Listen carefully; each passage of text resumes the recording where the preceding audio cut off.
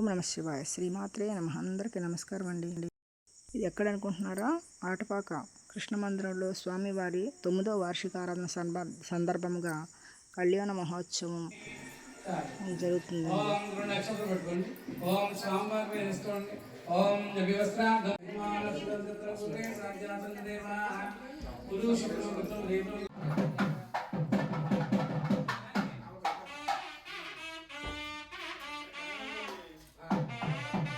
అలా ఉత్సవమూర్తులకు స్నపన కార్యక్రమం జరిగిందండి. పంచామృతాలతో, తర్వాత శుద్ధజలంతో జరుగుతుంది.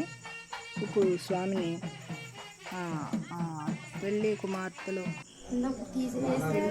కుమారుడు అలంకరించి అలా పీటల మీద ఆ మండపం మీద కూర్చోబెట్టారండి. కొత్త వస్త్రాలు రింపజేసి కళ్యాణ మహోత్సవం ప్రారంభమవుతుంది. మీరు కూడా తరలించండి.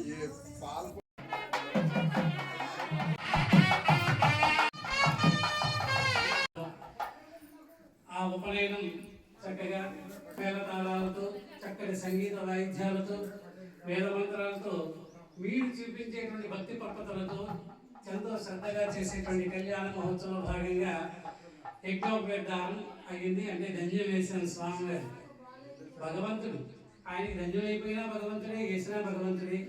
కాబట్టి అవన్నీ మన కోసం చేసుకునేటువంటి మాట. కావున అనంతరం ఇప్పుడు జరిగేటువంటిది రక్షాబంధన.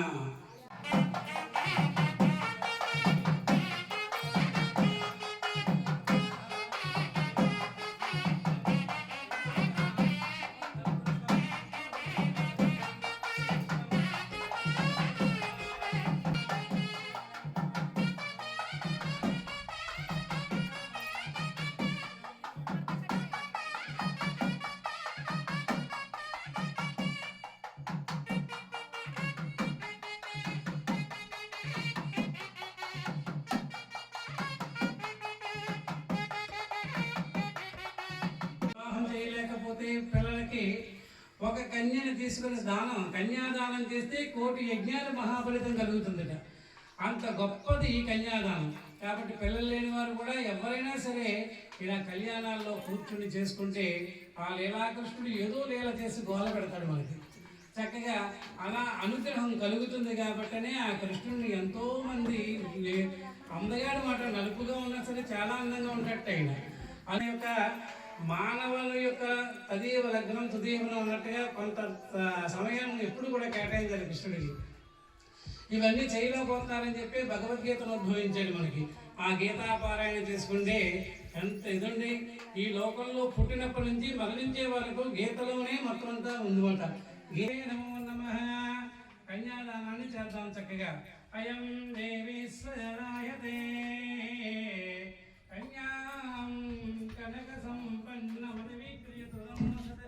అష్టమి రోజున జన్మించిన కృష్ణుడికి ఇస్తున్నాం. రుక్మిణి సత్యభామ అమ్మవారిని కూడా ఆ పక్కనే ఉండవలసిందిగా. కావున ఆ సత్యభామని కూడా మనం కన్యాదానంగా ప్రసాదం చేస్తాం. ఎవరికి? ఆ విష్ణుమూర్తి అయిన శ్రీవారికి.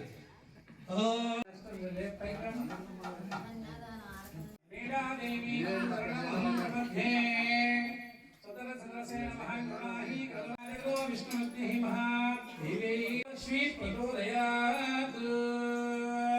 ధ్రువందే రాజా వందం ధ్రువం రాష్ట్రం ధారయతాం.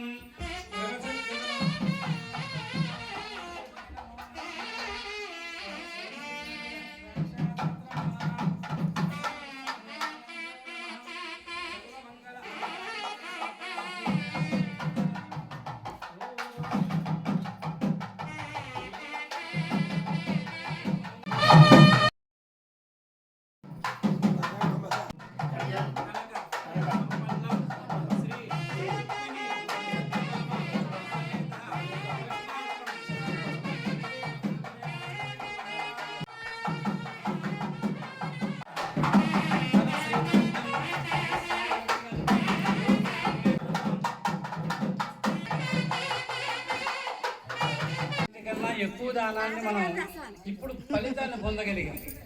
ఆ ఫలితం ఎలా పొందామయ్యా అంటే మంత్ర రూపంలో స్వామివారికి అర్పించాం.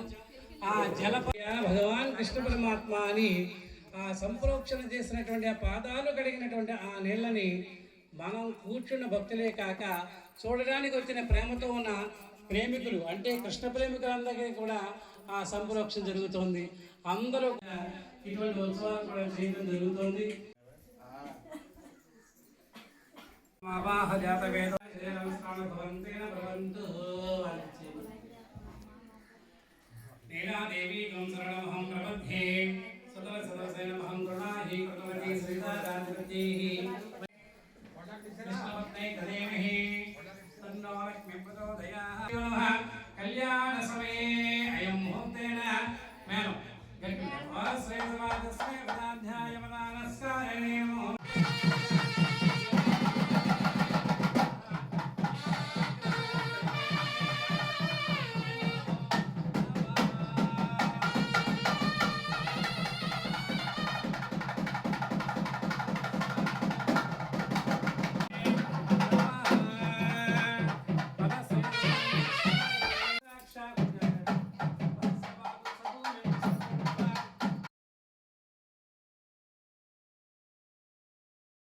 కష్టం మీదే ఆధారపడి ఉంటుంది. ఎవరైతే కష్టంగా ఉన్నారో వాళ్ళ ఇంటి దగ్గరే తలుపు పడతానండి, వెళ్ళి వాళ్ళ కష్టాలన్నీ నెరవేరుస్తాను.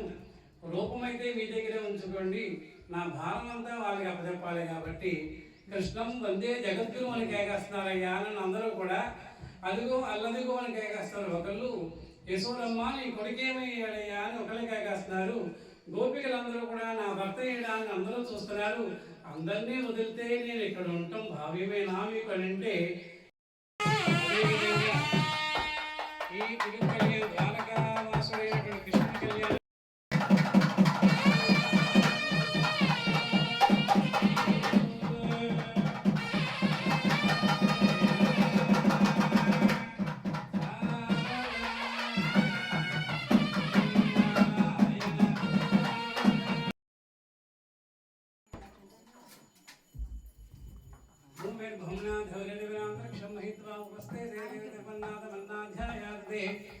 అయం గో ప్రశ్నేత క్రమేణ సనంతాంతరం పునః వితరం చ ప్రయత్నః ప్రసద్ధామ విరాజతి భాగవత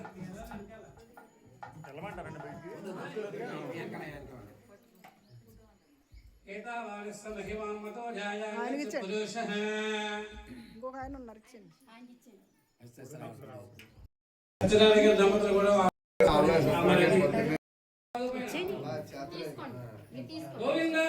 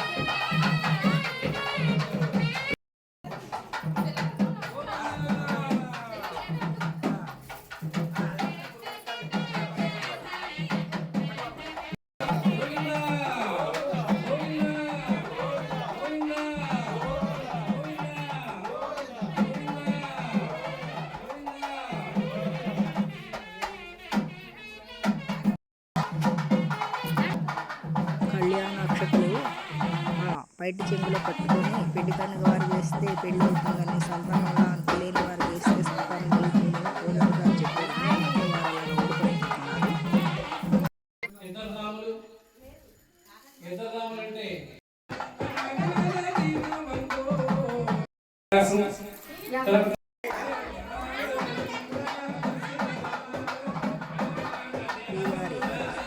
కళ్యాణ మహోత్సవం వార్షిక ఆరాధన సందర్భంగా చక్కగా వైభవంగా జరిగిపోయింది. అందరూ కూడా ఆనందంగా ఉల్లాసంగా గంతులు వేశారు, కళ్యాణాన్ని తిలకించారు. కూర్చున్న దంపతులు కూడా భక్తి ప్రపత్తులతో వేసుకున్నారు కదండి. మీరు కూడా మనం కూడా చూస్తున్నాం కదా.